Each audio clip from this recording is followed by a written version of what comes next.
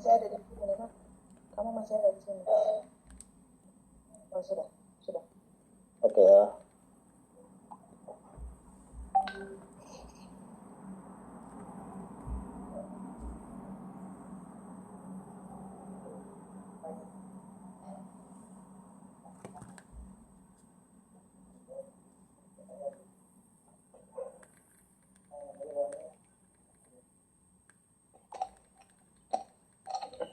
Sudah kan? Oh sudah.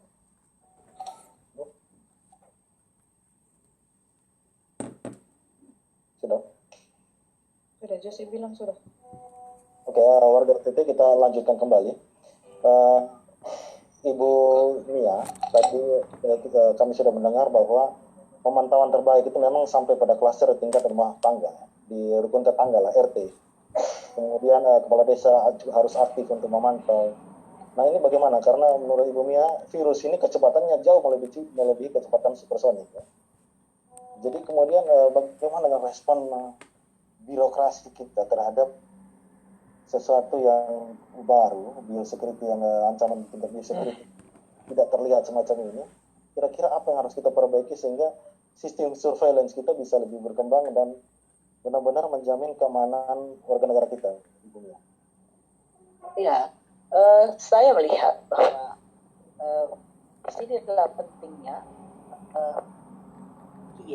komunikasi, informasi, dan edukasi.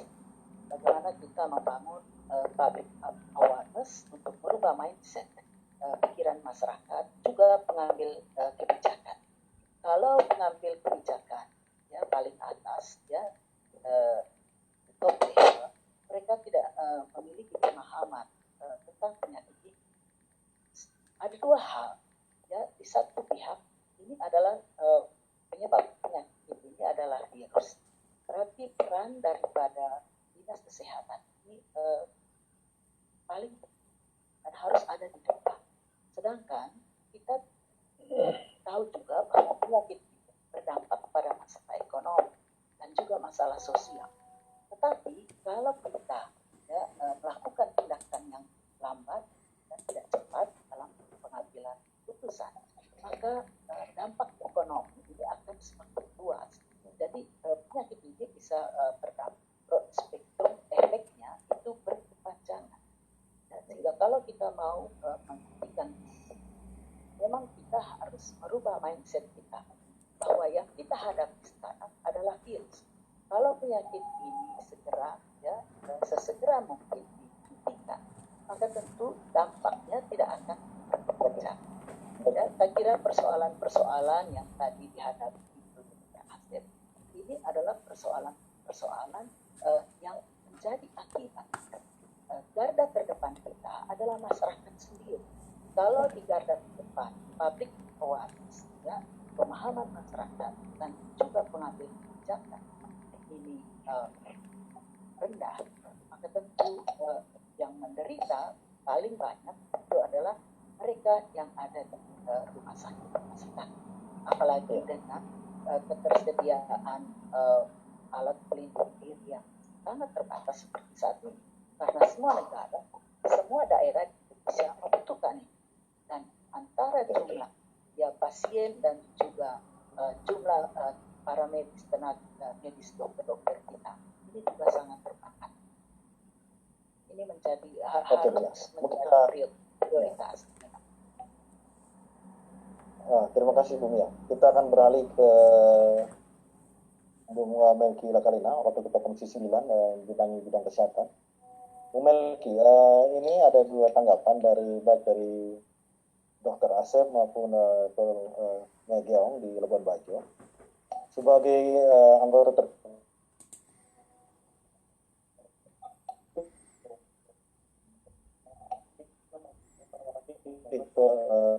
wilayah COVID-19 untuk Indonesia dan kemudian NTT pada khususnya, mungkin bisa diurai sedikit. Silakan Bu Melki. Ya, dari awal sebenarnya yang dibuat oleh Dr. Asep dan teman-teman di Momere itu mestinya menjadi contoh. Kita mestinya fokus pertama itu di pencegahan, karena kalau kita fokus ke pencegahan itu berarti kita memaksimalkan energi, tenaga, pikiran, anggaran semua ke situ. Tapi kan nampaknya opsi ini kan bukan opsi yang kemarin menjadi pilihan banyak pemerintah daerah ya. Saya tahu misalnya Ibu Maria Giong juga itu menutup bandara aja juga kan tidak mudah itu kan. Jadi orang-orang yang mengerti tentang hal ini memberikan usulan untuk menjadi kebijakan politik, ternyata tidak gampang ya dalam itu. Nah yang kedua, kalaupun sudah harus kita terima orang-orang yang kemudian kategori sakit ya, tentu penanganan terhadap yang masuk kategori sakit ini menjurus ke COVID ataupun bukan harus kita tangani juga dengan cepat.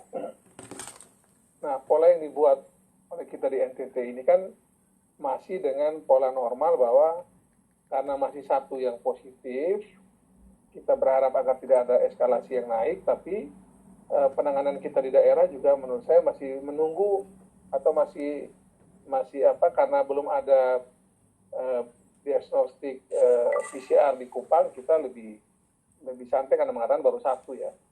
Tapi pengalaman di Jakarta juga itu ternyata mendeteksi orang yang COVID-19 ini sekarang ini tidak mudah karena banyak orang sekarang ini tanpa gejala ya.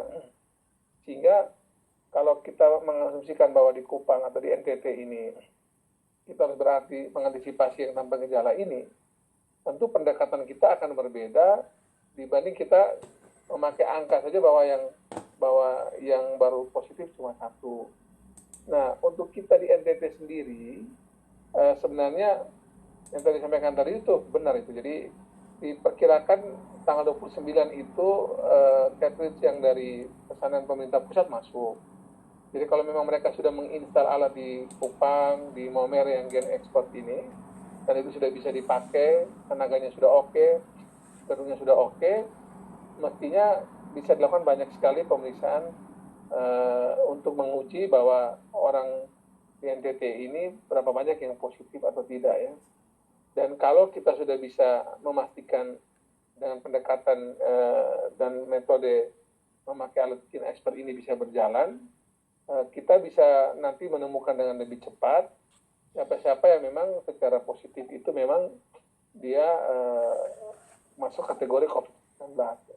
Tapi juga perlu diwaspadai, saya kira pengalaman di Karya di Semarang, teman hari ini juga di Bogor itu, yang saya takutkan itu justru malah karena orang tidak bergejala ini, itu kalau tenaga medis kita tidak hati-hati itu yang kasihan tenaga medis kita saat ini.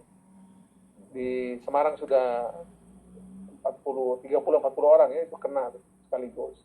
Kemudian Bogor juga sama ya, karena orang datang tidak jujur, tidak menyampaikan apa soal kondisi penyakitnya, riwayat perjalanannya, akhirnya yang jadi korban tenaga medis kita. Sehingga terkait ini kami berharap betul agar masyarakat kita ya harus terbuka apa adanya tentang riwayat perjalanan dia dan kondisi sakit dia. Apalagi ini kan kita, saya belum tahu apakah pemerintah kita ya, provinsi dan kabupaten juga mempunyai data yang jelas tentang warga negara kita PMI yang sudah masuk saat ini di seluruh NTT. PMI ini juga harus menjadi catatan khusus karena pengalaman di banyak tempat itu harian dari PMI juga cukup tinggi. Termasuk juga kita harus mengantisipasi kedatangan PMI yang menurut Pak Luhut Panjaitan itu ada 505.000 yang akan segera juga ke Indonesia karena di Malaysia juga mereka tidak bisa lagi bekerja dan masuk pulang. Nah, ini saya kira menjadi catatan kita sehingga melalui Forum Akademi NTT yang sudah membuat acara malam hari ini, terima kasih Bu Presiden dan teman-teman, ini bisa mengajak semua pihak ya, baik itu di provinsi, kabupaten dan juga kami di pusat ini untuk bisa melihat masalah ini dalam berbagai dimensi. Oke. Mungkin ada satu pertanyaan Bu Melki itu karena gini, dalam kurva penambahan pasien itu kalau Jawa itu kan dia sudah naik dan kemudian sekarang hari ini mungkin agak flat, tren agak flat sedikit mungkin. Sedangkan NTT ini kan dia baru beranjak naik. Nah ini dua situasi yang cukup berbeda dan tidak mudah sehingga misalnya kita di NTT misalnya masih berharap bahwa langkah pencegahan itu masih memungkinkan. Sementara di Jakarta misalnya community transmission atau transmisi lokal itu sudah menjadi hal yang terjadi dan di masyarakat.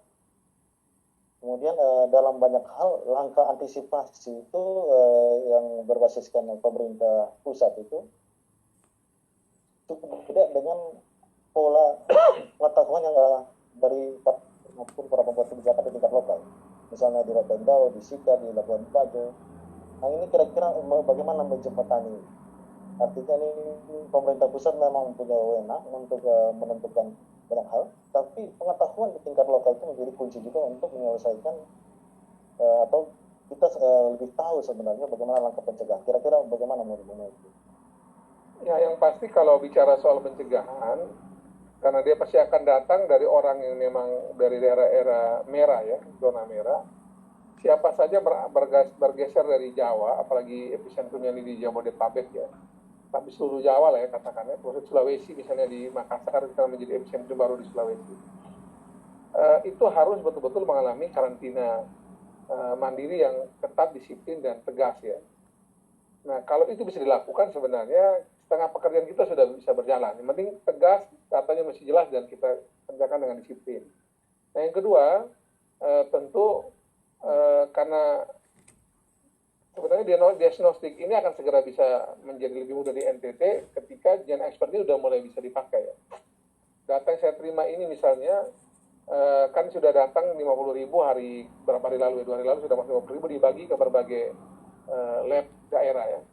Nanti mulai besok atau mulai hari ini sudah mulai masuk lagi dari Cina, ada sekitar hampir 90.000 reagen. Kemudian nanti akan masuk lagi tanggal 28 itu hampir 250.000. Jadi reagen yang ada tersebar di berbagai daerah ini akan membantu kita untuk mendeteksi orang-orang yang terkena COVID-19. Nah khusus di NTT, kalau ini sudah mulai bisa dipakai, nah kita juga bisa memastikan lebih cepat siapa saja yang positif terkena COVID-19. Dan semua ini kan base-nya itu terhadap siapa yang menjadi pasien COVID-19 ada positif ini. Karena basisnya di situ memang tidak ada pilihan, memang diagnostik ini harus kita tegakkan dengan lebih cepat dan sesuai dengan metode yang paling akurat ya. PCR atau tadi memakai gen expert ini. Nah sehingga kami memang mendorong sekali bersama pemerintah pusat ini agar khusus daerah kayak NTT ini kita bisa segera juga mendapatkan cartridge yang kita butuhkan itu. Sayangnya adalah sebenarnya ada 18 unit alat baru yang kita beli dari Rolls-Royce ini yang dibeli oleh BUMN. Cuma sayangnya ini saya cek di data ini 18 daerah itu NTT tidak termasuk. Itu ada sampai di Papua, di Sumsel, di Bali, tapi NTT ini tidak termasuk. Padahal kalau memakai alat ini itu kita bisa 25.000 sehari. Jadi minimal kalau kita punya satu itu bisa 1.000-an lebih. Tapi sudahlah ini kita mulai dari gen expert dulu dan semoga nanti dengan alat ini betul-betul bisa membantu kita untuk bisa menemukan pasien lebih cepat sehingga penanganan lebih awal dan mencegah penularan yang tidak perlu yang tadi dibilang oleh Bung Elsi tadi, transmisi lokal bisa lebih efektif dan cegah. Tapi satu saja rumusnya adalah dalam situasi kayak begini ini, ikuti apa kata pemerintah, dan kebijakan pemerintah ini harus diisi oleh ahli-ahli yang betul-betul memahami tentang kasus ini sebagai sebuah gejala klinis dan juga kebijakan politiknya. Dan yang lebih daripada itu adalah memastikan agar kebijakan pemerintah ini jalan di lapangan, baik itu dalam aspek kesehatan, dalam aspek sosial dan sebagainya, dan betul-betul dipastikan agar warga masyarakat punya kesadaran untuk melakukan ini secara baik. Kira ini dari kami, karena ini berapa menit lagi? Saya langsung ini lagi jam 8 sebenarnya sudah harus rapat sama Pak Erlangga bersama teman-teman. Jadi sekali juga saya mohon pamit karena harus juga mungkin kami lagi membahas soal perkembangan beberapa hal yang harus kami bahas dengan Pak. Terima kasih jadi untuk NTT sendiri diharapkan tes itu mulai akan bisa dipakai kapan Pak alat PCR? Kalau akhir bulan ini cartridge-nya udah sampai sih dan sudah bisa diinstal tadi seperti tadi di Maumere sudah diinstal di Kupang ya, di Yohanes bisa diinstal, jadi di beberapa tempat itu bisa diinstal cepat. Saya kira akhir bulan ini mudah-mudahan atau paling lambat awal Mei sudah bisa kita pakai. Jadi tidak perlu lagi dikirim ke Jawa ini. Oke. Jadi bisa langsung dites di tempat kelangkaan APD itu kan sudah diatasi ya? Kalau kelangkaan APD ini juga saya termasuk juga bingung ya, karena katanya sudah hampir 1 juta yang saya tahu ya. 1 juta APD yang didistribusikan dari Jakarta, tapi kok selalu kurang. Jadi mungkin nanti ini harus ada evaluasi. Kami juga lagi mengecek angkanya ini dia tersebar kemana saja, angka-angka sebaran APD nanti. Karena kok sudah 1 juta laporan yang kami terima, kok daerah-daerah masih kurang. Memang saya tahu bahwa ini urusan COVID-19 ini kalau kita normal, per pasien tuh butuh kurang lebih 15 juta sehari memang. Ini mahal, penyakit ini penyakit mahal ini. satu pasien itu per hari itu saya tanya Pak Menkes itu kurang lebih butuh 15 juta ya. Nah, jadi bayangkan kalau kita punya banyak pasien positif, satu hari kita buang 15 juta. Yang untuk urusan pergi lihat pasien, kan harus pakai semua tuh. Tenaga medisnya pakai, cleaning service-nya pakai, dan seterusnya. Itu kebutuhannya memang mahal kalau COVID-19. Nanti kami pastikan dulu, kami cek dulu dia punya sebarannya dulu. Karena ini sudah 1 juta nih sebenarnya, sudah didistribusikan. Oke, kita berharap kemudian ada tentang biosafety level 2 ya, itu siapa yang bisa menjawab? Nanti itu biar Pak Asep nanti yang menjelaskan. Pak Asep, ya? Saya masuk dulu ada rapat lanjutan bersama Ketua Umum ya. Oke. Bung Melki, terima kasih banyak Ya, waktunya. makasih. Baik, makasih. Oke, kita lanjut selanjutnya kita langsung ke Pak Asep ya, Dr. Asep. Oke, silakan. Jadi kita kembali lagi ke itu ada pertanyaan ini dari Pak Adi Sanjaya, Dr. Adi Sanjaya sebenarnya, ini kolega Pak Dr. Asep. Itu mungkin ya. Ini apa ketika gen expert bisa digunakan, tetapi apakah laboratorium yang melaksanakan pemeriksaan cukup aman? Sebab untuk standar pemeriksaan itu harus memenuhi biosafety level 2. Kira-kira bagaimana Pak Asep? Ya, memang harus disiapkan biosafety level 2. Ini mungkin akan Ya. Jadi kami di RSUD Tessellers juga berproses untuk menyiapkan. Jadi setelah didata yang sudah ready adalah Sumba Timur dan Kupang biosafety level 2. Tessellers sedang berproses. Jadi sementara ini yang lain harus juga mengejar tidak hanya alat tapi juga biosafety level 2. Jadi fasilitas laboratorium ada biosafety level 2 supaya keamanan dari petugas terjamin. Jadi nanti ada aturan mainnya, minimal ada biosafety kabinet, kemudian ruangannya harus bagaimana, kemudian anginnya bagaimana, itu semua akan diatur. Memang tanpa itu tidak akan bisa operasi. Jadi punya alat gen expert, syarat diinstal, diberi cartridge-nya, kemudian ruangannya harus ada biosafety level 2. Ini mungkin yang agak sedikit menghambat untuk NTT karena belum semua yang punya gen expert punya fasilitas laboratorium seperti itu. Tapi kalau kita gimana? Kalau kita yakin bahwa ini menjadi salah satu solusi, ya harus dilakukan percepatan untuk menyiapkan biosafety level 2 supaya kita tidak sulit mendiagnosis. Nah, bagaimana dengan persiapan di Labuan Bajo ini, Ibu Dokternya, tentang biosafety level 2 ini ditanyakan oleh Dr. Adi Sanjaya, apa bisa diberikan penjelasan sedikit? Ya, saya pikir testing mungkin bisa didekatkan mic-nya, Ibu Mia. Ya. baik. Testing ini menjadi salah satu prasyarat yang sangat penting karena kita butuh hasil yang cepat. Ya. Namun demikian, untuk menyiapkan fasilitas ini, untuk mengembangkan gen expert ini, tentu kita membutuhkan laboratorium yang memiliki fasilitas biosafety level 2, ya, level 2. Dan ini pemasangannya, kemudian orang-orang harus dilatih SDM-nya, dan ini tentu membutuhkan juga waktu. Saya berharap bahwa kalau di SIGA, di Maumere, kemudian Kupang, ini bisa segera mengembangkan ini, tentu pengiriman sampel kita tidak perlu harus jauh-jauh ke Jakarta yang membutuhkan waktu yang sangat lama. Sekali lagi saya katakan bahwa testing ini sangat penting untuk mendeteksi secara cepat dan juga untuk keamanan para medis atau dokter-dokter kita. Tetapi sampai dengan saat ini saya lihat bahwa memang bagaimana mengamankan orang-orang yang masuk ini agar mereka tidak membawa risk, ya, karena 1 atau 2 orang saja yang positif dan langsung ke desa dan kemudian mereka lolos dari pantauan, maka tentu hotspotnya akan terjadi di desa. Kita bisa bayangkan kalau 1 orang masuk di desa dan kemudian dia tidak terdeteksi, ya, tidak didiagnosa secara cepat, kemudian penyakit ini akan menyebar luas dengan sangat cepat. Oleh karena itu, apa yang kami lakukan sekarang adalah surveillance untuk bagaimana memastikan orang-orang ini cepat diisolasi, cepat ditangani, dan kemudian ini untuk mengurangi penyebaran dari kemudian melakukan tes. Ya, tes tadi saya tahu ini mungkin waktu yang sangat panjang, apalagi fasilitas tempat tidur kita sangat terbatas di rumah sakit. Ya, kalau jumlah pasien menjadi besar, maka tentu dengan fasilitas rumah sakit rujukan kami yang kapasitas tempat tidurnya sekitar 45 tempat tidur, saya kira ini juga dengan ventilator yang hanya satu atau dua, ini juga akan menyulitkan.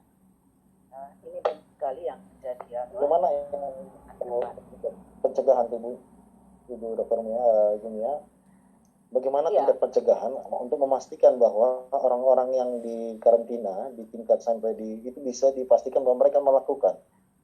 Bagaimana menurut Ibu, apa yang bisa dilakukan di level RT, desa ataupun tokoh agama sehingga karantina sukarela ini bisa ditepati atau dipatuhi? Sampai sejauh ini kami tidak memiliki persoalan dengan karantina atau isolasi rumah. Ya, untuk orang-orang dengan status ODP, ya, karena apa?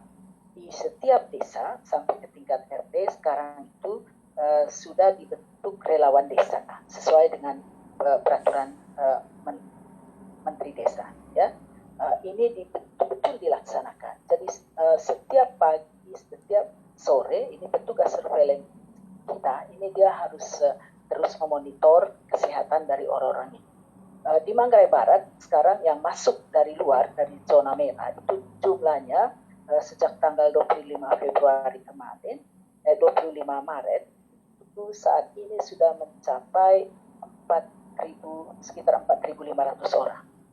Ya, dan itu tersebar di seluruh kecamatan di Kabupaten Manggarai Barat.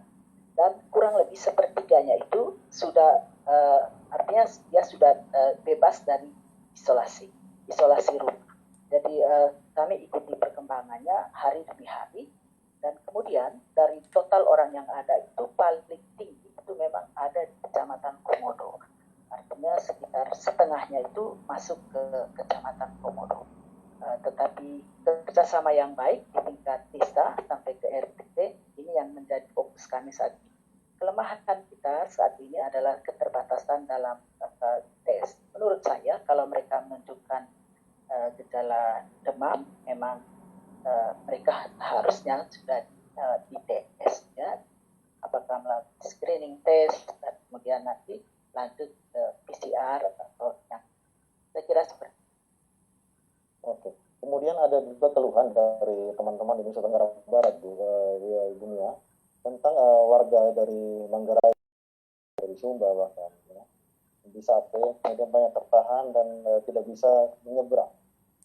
Kira-kira ini langkah-langkah kerjasama apa yang bisa dilakukan antara pemerintah kita dengan tetangga kita di sebelah di Nusa Tenggara Barat sehingga saudara-saudara kita ini juga dapat terlaksana? Memang beberapa hari yang lalu itu ada surat edaran dari Dinas Perhubungan Provinsi Nusa Tenggara Timur untuk menghentikan penyeberangan laut, ya, dari Surabaya ke semua Pelni dan juga Fir. Tentu ini juga dilakukan secara mendadak, ya, sehingga banyak saudara-saudara kita yang tertahan di sana. Tapi saya kira beberapa hari terakhir semua sudah diangkut ke Labuan Bajo, ya, dan tujuannya hampir ke semua kabupaten daratan Flores. Ya, saya kira untuk masalah ini sudah tidak ada, ya, saya kira sudah ditangani. Nah, itu tadi kami tetap fokus untuk melakukan surveillance. Begitu penumpang masuk di wilayah Kabupaten Manggarai Barat, mereka pada saat itu juga langsung didata, ya, dan kami tahu kemana mereka pergi, dan kemudian langsung berkoordinasi dengan desa sampai ke tingkat RT isolasi. Ini penting karena banyak di antara mereka ini berstatus OTG, orang tanpa gejala. Ini dari penyakit.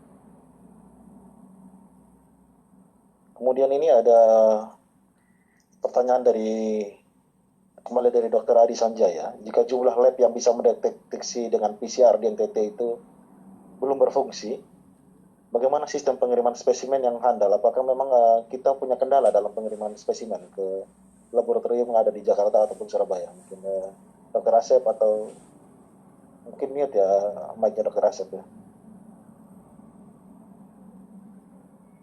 Oke. Bagaimana? Pengiriman. Ya, masalah pengiriman itu apakah masih menjadi kendala? Karena ini masih butuh beberapa 1 minggu lebih ya. Kalau kita berharap bahwa akhir April ini sudah bisa berfungsi, tapi mungkin juga tidak bisa berfungsi, sehingga kita butuh plan B untuk memastikan bahwa proses pengiriman ke PCR yang ada di Jakarta, Bandung, atau Surabaya itu bisa dilakukan. Kira-kira langkah apa yang bisa plan B yang kita harus siapkan kalau PCR itu belum bisa berfungsi akhir April? Ya, untuk kami sejauh ini kami hanya mengirimkan di Surabaya. Nah, jadi dari awalnya tidak ada maskapai yang mau menerima. Jadi awalnya kami tidak punya virus media transport, akhirnya kami minta ke beberapa teman dapat, ya. Kemudian akhirnya dari Kemenkes juga mengirim juga. Kemudian kami terkendala oleh transport karena maskapai yang bisa hanya Garuda, tapi syukur sekarang Wing Air sudah mau mengirim. Ya. Wing Air sudah mau mengirim dan lokasinya sudah lebih dekat di Surabaya. Cuma memang sejauh ini waktunya masih, ya kemarin yang pertama itu kita kirim hari Senin, hasilnya hari Rabu berikutnya. Senin ya sekitar berapa Senin? Jadi ya Senin hari Rabu berikutnya. Tapi sekarang masih belum dapat hasilnya. Katanya saya dengar ada masalah di logistik ya, di Surabaya sehingga akhirnya antrian menumpuk. Jadi begitu keran dibuka semua periksa, karena yang periksa itu bukan hanya yang baru, yang positif itu harus diperiksa tiap hari sampai negatif 2 kali.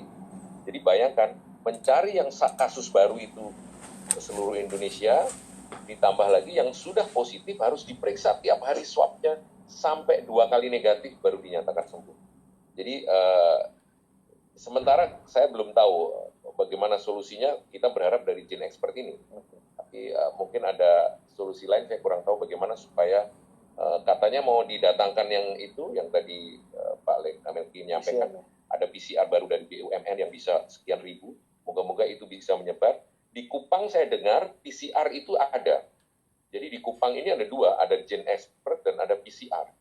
Sehingga moga-moga, saya tidak tahu apakah, kemarin saya dengar bahwa ini sedang juga diupayakan untuk bisa digunakan. Mungkin itu. Baik, Dokter. Bagaimana dengan rencana plan B kalau dari Ibu Mia sendiri? Jika misalnya dalam waktu dekat akhir bulan ini belum bisa dioperasikan, apa sebenarnya baiknya langkah yang harus kita tempuh? Baik. Mungkin mic agak dekat ini ya, minta maaf. Sekali lagi, untuk memastikan orang ini benar-benar terinfeksi virus corona 19, saya kira testing ini menjadi prasyarat mutlak. Ya. Namun untuk pengadaan peralatan seperti ini dan menyiapkan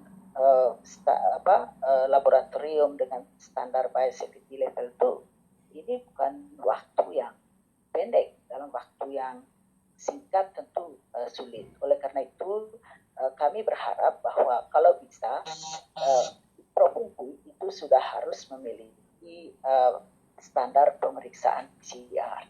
Tadi seperti yang Dr. Asep katakan, untuk menyatakan bahwa seseorang itu betul-betul sudah bebas dari infeksi, maka dia harus dites sampai 2 atau 3 kali. Oleh karena itu ini menjadi sangat penting dalam waktu dekat ini. Dan kita tidak tahu bahwa puncak daripada penyakit ini memang di sekitar akhir bulan atau awal bulan depan. Dan ini tentu semua orang harus melakukan tes ini yang saya khawatir kalau kita tidak cepat, dan kalau kami dari Labuan Bajo ini butuh waktu kurang lebih antara 3 minggu sampai 1 bulan baru hasil itu datang. Ini Ya. menurut saya kalau tawaran tempat yang dunia itu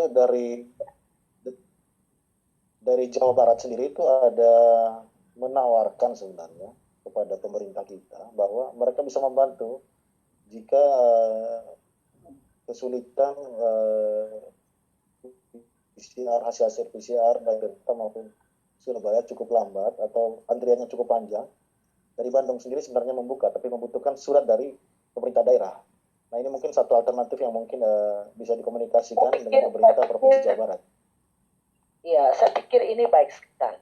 Ya, kalau tadi Pak Melki sudah menjamin bahwa pemerintah pusat bisa membantu pemerintah daerah, terutama kami yang ada di Labuan Bajo ini, ya mungkin bisa membantu beberapa kabupaten yang lain ya, dalam waktu yang dekat. Saya sangat setuju kalau kami difasilitasi dengan laboratorium biosafety level 2 dan juga dengan peralatan gene expert maupun PCR. Mungkin kami harus bicara juga soal itu. Dan selanjutnya kepentingan untuk kedepannya, ya, sehingga peralatan ini juga akan terus kita pakai. Ada juga pertanyaan dari Pak Noverius Senggili, Ibu Mia, itu terkait dengan apakah pemerintah Kabupaten Manggarai Barat ini sebenarnya ditanyakan untuk seluruh provinsi Nusa Tenggara Timur, tapi tidak ada perwakilan dari Dinas Kesehatan Provinsi Nusa Tenggara Timur yang bisa menjawab. Jadi mungkin di tingkat lokal kami ingin bertanya apakah misalnya di Manggarai Barat sendiri pemantauan ketersediaan APD hingga level puskesmas itu ataupun hal maupun logistik yang lain terkait dengan COVID-19 ini ada sistemnya, lognya yang bisa kita lihat secara online, secara real time sehingga bisa dipantau dari Labuan Bajo itu. Tentang persediaan peralatan kita maksud. Peralatan APD pelindung maupun masker dan lainnya. Peralatan alat pelindung diri sebenarnya. Memang pemerintah daerah sudah mengalokasikan anggaran ya untuk pengadaan alat pelindung diri ya, dan juga untuk memfasilitasi pengiriman transport spesimen keluar dari Manggarai Barat, dan kami berharap kami bisa memanfaatkan fasilitas yang katanya sebentar lagi akan diadakan. Itu mungkin jauh lebih mudah untuk kami jangkau ya dengan dana yang ada. Tetapi apakah ini bisa dipantau, kita harus bicara lagi ya. Seperti apa? Ya, terima kasih. Mungkin kita beralih ke Dr. Asep. Bagaimana dengan kondisi di SIKA sendiri? Memang di Rumah Sakit PC Healers sendiri ya Pak Dokter aku lebih bekerja di situ, tapi bagaimana dengan kesiapan puskesmas lain yang ada di wilayah Kabupaten SIKA, misalnya di Palu misalnya? Sebagaimana seberapa jauh puskesmas di sana siap misalnya? Ya ini minta maaf ini Om, saya kurang tahu kalau ya terus terang kalau di luar rumah sakit tidak tahu banyak, nanti malah salah ini datanya ya, jadi enggak, saya juga tidak terlibat di tim untuk itu.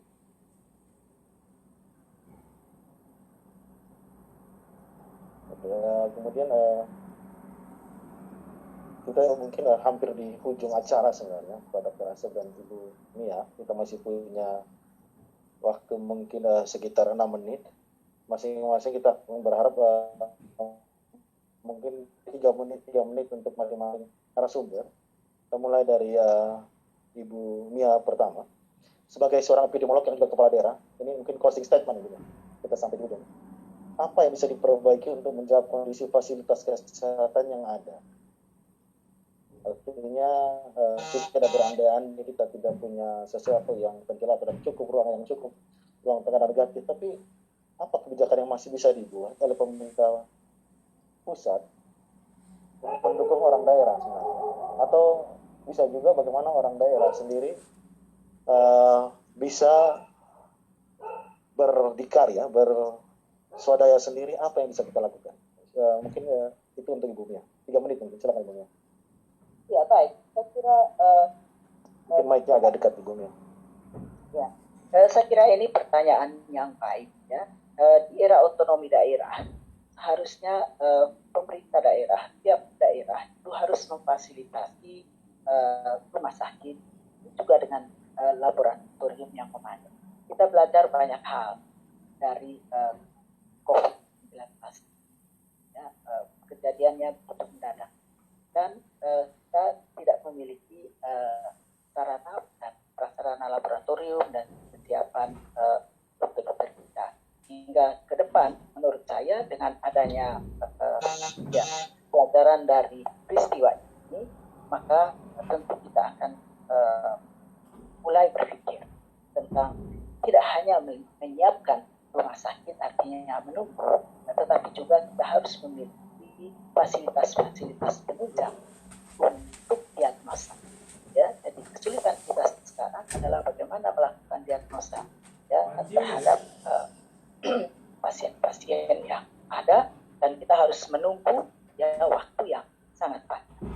Kedua, tidak hanya menyiapkan fasilitasnya, tetapi juga SDM. Ya, kalaupun kita mempunyai fasilitasnya sekarang, tetapi untuk melatih SDM untuk memanfaatkan fasilitas ini juga butuh waktu. Ya, ini saya pikir dengan transportasi yang mungkin juga sangat sulit, kita menunggu waktu yang lama, ini juga akan menunda ya, dan ini memberi peluang terhadap penyebaran daripada penyakit. Ini yang pertama. Yang kedua, ini bagaimana memperkuat sistem surveillance ya. Sebenarnya kita sudah memiliki puskesmas yang ada di tingkat kecamatan, tetapi kembali lagi di dalam situasi yang di mana tidak ada penyakit, situasi yang tenang, orang-orang ini tidak dilatih ya untuk menyikapi epidemi seperti kejadian corona. Saya harap ini juga menjadi pelajaran yang penting. Dan garda terdepan kita ini memang adalah bagaimana agar seluruh fasilitas-fasilitas kita dilengkapi, ya, menyikapi situasi yang ada. Oke. Terima kasih Dr. Mia. Kemudian kita beralih ke Dr. Asep. Sebagai dokter yang berada di garis depan, ya, artinya yang dokter senior lah di PC Hilux. Jadi kalau kadang masuk dengan APD yang katakan harus dipakai ulang, masker yang harus dipakai ulang, kira-kira dukungan apa sebenarnya yang bisa dilakukan oleh pemerintah untuk melindungi para tenaga medis kita? Mungkin itu pernyataan masuk karena saya dengar juga bahwa walaupun rapid test ini tidak diumumkan oleh pemerintah provinsi, tapi dari cek tes yang terakhir ini angkanya naik.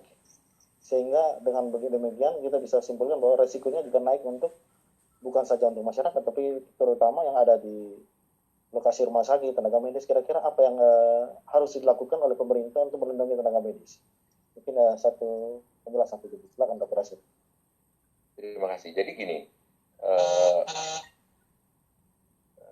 dari pusat atau kita semua ngomong 1.000 sudah dibagi APD, cukup tidak? Jadi sebetulnya yang memang harus disampaikan itu kebutuhannya sebetulnya berapa? Itu yang harus disandingkan. Karena seperti kemarin kami tiba-tiba di rumah sakit punya 20.000 masker.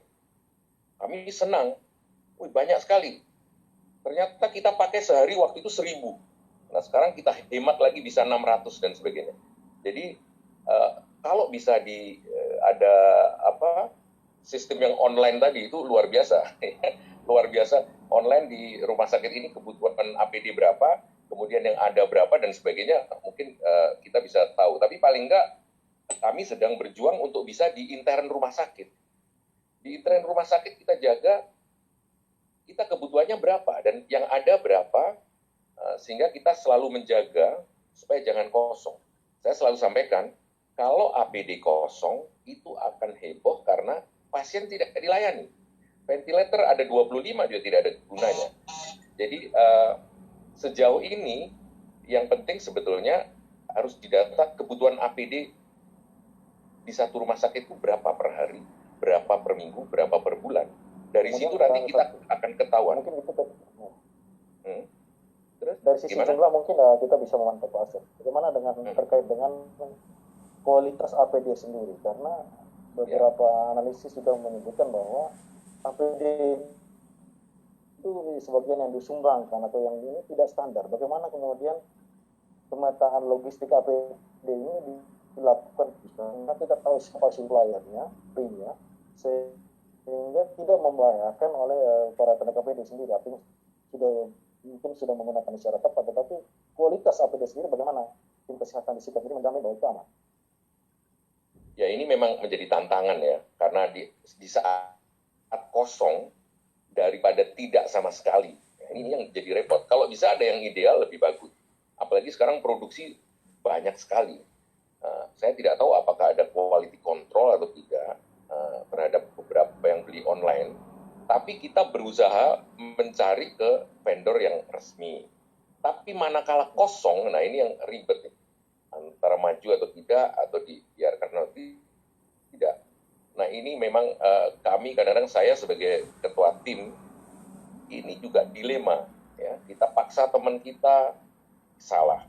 Tidak akan jadi masalah. Nah, ini memang jawabnya tidak bisa, tapi yang kita lakukan sebisa mungkin mulainya jauh-jauh hari harus menyampaikan ke pihak manajemen, ke pihak untuk selalu menyiapkan, jangan sampai ada terjadi tidak dilayani. Saya belum membayangkan itu, tapi sejauh ini, sementara ini kami mendapatkan dari donatur, ya. Donatur kami bergerilya, misalnya yang kita manfaatkan seperti ini, dokter-dokter kami, dokter intensif itu kebanyakan dari Jakarta, dia lebih punya channel, dia punya keluarga di sana, ini yang terus terang membantu kami. Kalau kami yang tinggal di sini misalnya, kenalnya dengan orang sekitar di sini, tapi dokter-dokter muda kami yang datang, orang tuanya juga mensupport supaya anak-anaknya tidak masalah. Nah ini menjadi salah satu yang berjuang untuk mencari APD. Sementara kami melakukan seperti itu. Belum ada jalan lain yang lebih baik dari itu. Dana dari pemerintah daerah itu sudah cair, Pak Asep, untuk ada. Dari pemerintah daerah juga ada. Ya. Cuma memang kadang-kadang ada ada birokrasi sedikit, kemudian barangnya kosong. Ini yang jadi masalah. Jadi kita beli sendiri karena kita kalah cepat berebut dengan teman-teman yang aksesnya dekat di Jawa. Jadi ini yang jadi tantangan. Apakah misalnya sebetulnya saya bermimpi begini, semua APD tidak boleh dijual, dipegang oleh otoritas tertentu, dan itu akan menjamin rumah sakit misalnya nggak tahu lebih berbelit atau tidak, dan ada kriterianya, sehingga harganya bisa ditekan kalau misalnya itu dipegang oleh misalnya katakanlah Kemenkes memegang semua yang produk Indonesia atau yang masuk satu pintu dan akan didistribusikan oleh Kementerian Kesehatan, dibeli. Kalau orang pemerintah daerah mau beli, boleh lewat dia. Dengan demikian akan terjamin kualitasnya dan akhirnya tidak saling ada yang beli kemudian dijual lagi lebih mahal. Jadi saya hanya menduga saja. Apakah ada yang beli sehingga barang kosong kemudian dia jual lagi menjadi harga lebih mahal. Kalau ada ini yang menjual, karena APD ini juga menjadi hal yang paling penting di era COVID ini. Jadi mau tesnya penting juga, tapi APD lebih penting lagi. Kalau ini tidak ada, semua yang lain tidak akan bisa jalan. Sehingga ini juga menjadi perhatian untuk dikendalikan harganya, dikendalikan keberadaannya. Jadi ini mungkin itu. Mungkin bisa dijelaskan secara sederhana, Pak Asep. Kebutuhan APD itu per pasien itu berapa, Pak Asep? Atau bagaimana kita menghitungnya? Sehingga kira-kira ada gambaran untuk unit cost yang bisa kita jelaskan kepada para pemerintah. Baik. Jadi APD itu ada beberapa macam. Jadi alat pelindung diri itu mulai dari topi atau cap, kemudian ada goggle pelindung mata, ada pelindung wajah, ada masker, ada gaun, ada coverall yang menutup, ada sarung tangan, ada pembungkus sepatu, ada sepatu boot. itu level 3 dipakai semua. Ya, kemarin sempat melonjak sampai 1.240.000 itu 1%. Itu dipakai kalau kita berhadapan dengan pasien COVID atau PDP atau ODP yang berjarak kurang dari 1 meter. Kalau kita tidak bisa jaga jarak, berarti itu yang keluar. Dan itu satu. Tapi di UGD kan kadang-kadang nanti bisa nyelonong. Jadi UGD zaman dulu dokternya hanya tidak pakai apa-apa. Sekarang di era COVID karena takut, tiba-tiba datang tidak bergejala, tidak terus nyelonong. Maka di UGD level 2 itu harus pakai cup, pakai pelindung wajah, pakai masker, dan pakai gaun. Itu saja. Nah, jadi tiap daerah itu akan dibagi 3. Level 3 itu yang full astronot itu jika menghadapi curiga pasien COVID yang ODP, PDP maupun yang positif yang tidak bisa menjaga jarak. Misalnya saya harus berhadapan dengan pasien saya kurang dari 1 meter, maka level 3 dipakai. Kalau di UGD, pasiennya yang misalnya di screening dan dia termasuk ODP, langsung dibawa ke UGD khusus COVID. UGD khusus COVID itu level 3. Tapi kalau dia misalnya bukan COVID, tapi masyarakat lokal, kita tetap pakai level 2, takut kecolongan. Dan itu memang standarnya. Oleh karena itu, nah ini harus dihitung. Jadi ada level 1, level 2, level 3. Manajemen di rumah sakit, ya level 1, pakai masker saja misalnya. Ya. Tapi yang level di UGD level 2. Kemudian yang berhubungan dengan pasien tidak bisa jaga jarak kurang dari 1 meter, level 3. Nah ini sebetulnya bisa dihitung.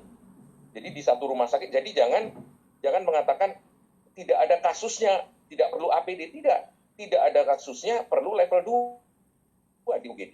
Nah, ini oleh karena itu yang di NTT sudah dikasih sekian banyak, nah kita harus hitung. Misalnya masker, sekarang semua petugas kesehatan di rumah sakit pakai masker. Nah ini dulu tidak, karena di era COVID maka pakai masker. Nah kita menghemat. Kalau kita tidak berhadapan pasien langsung, kita pakai masker kain. Jadi ini bisa di-reuse. Tapi kalau menghadapi pasien, perawat di ruangan, dokter, kemudian di UGD, nah ini petugas laboratorium, karena kontak kurang dari 1 meter, pakai masker, dan sebagainya. Jadi itu bisa dihitung, ada levelnya, dari level itu akan ketahuan kebutuhannya, setelah itu baru kita atur jumlah pasiennya. Nah, kita untuk menghemat ini, Om El ya, untuk menghemat, sekarang ini jumlah pasien di rumah sakit menurun. Tingkat okupansi di TC Healer ini sekarang 40%. Kemarin waktu KLB bisa 100%. Oleh karena itu, pegawai-pegawai kita, perawat-perawat kita, sebagian kita istirahatkan untuk mengerjakan hal lain, tidak usah di ruangan, supaya tidak ngabisin masker. Jadi tidak yang menghabiskan APD. Jadi yang DBD ini sendiri sudah menurun drastis, Pak Dr. Asep. KLB tempat hari ini pasien kami DBD 5 saja di rumah sakit. Biasanya 100. Masih ada 5. Cuma sudah sangat menurun. Ini kita bersyukur juga. Kalau ada stres lagi. Ketersediaan alat tes di puskesmas juga sudah mulai merata ya Pak Asep itu di Sika. Karena saya dengar waktu itu alat tes dengue itu agak minim ya di puskesmas di Sika tempat hari. Enggak. Yang minim itu alat pemeriksaan darah lengkap ya untuk melihat trombosit itu. Ini memang tidak semua puskesmas ada di NTT. Jadi akhirnya mereka kirim darahnya ke dinas kesehatan. Memang di seluruh NTT tidak semua puskesmas punya alat untuk periksa trombosit. Karena saya ingat bahwa Sika sendiri sebenarnya punya pengalaman mampu untuk menyelesaikan dengue sebelumnya dengan program UNICEF ya. Ya. Pernah ikut itu sebenarnya. Kita berharap bisa diselesaikan. Oke, terima kasih untuk Pak Dr. Asep Dunia. Mungkin ada rangkuman dari diskusi kita malam ini. Memang masih banyak hal yang harus kita selesaikan dan terutama komunikasi terutama dari tim medis di rumah sakit dan pemerintah Saya dalam hal ini seperti wakil bupati, ibu Nia, dan kemudian di pemerintah provinsi maupun juga pusat dan juga tentu masyarakat itu sebagai yang utama sebenarnya, karena kalau pemerintah bisa berbuat apa saja tapi masyarakat kemudian tidak mendukung proses karantina, proses jaga jarak, hidup sehat, bersih misalnya, kemudian juga tidak cukup solider untuk saling membantu, karena dengan pembatasan gerak ini membuat banyak orang juga kehilangan mata pencarian, maka kita membutuhkan terobosan-terobosan lain yang di luar aspek kesehatan sebenarnya. Jadi dimensinya agak kompleks, sehingga membutuhkan keterlibatan baik dari tokoh agama, tokoh masyarakat, tokoh pemuda, para kesehatan, akademisi, para politikus, para pembuat kebijakan, hingga aparat keamanan yang sehari-hari ada di lapangan, maupun juga para awak media, para jurnalis yang teman-teman yang setiap hari juga ada di depan. Kita dari Nusa Tenggara Timur tidak dianjurkan. Kita berharap bahwa kita bisa membuat rantai-rantai solidaritas pertemuan sebelumnya, dan kami dari mewakili dari jajaran NTB, kita sekali lagi berpesan bergerak, mari kita bergerak memaju perubahan, sehingga dengan segala kondisi yang ada kita tidak berkecil hati, tetap semangat dan kemudian mencari jalan keluar bersama-sama. Terima kasih untuk kebersamaan kita. Selamat malam. Selamat malam, terima kasih Dr. Maria, lama tidak ketemu Om Tadi Iya. Terima kasih Tante Mia, ini sekarang sudah bebas ini. Kita pakai masker nih dari tadi. Karena memang juga ada anak itu, jadi sebaiknya kita pakai masker. Nah, kita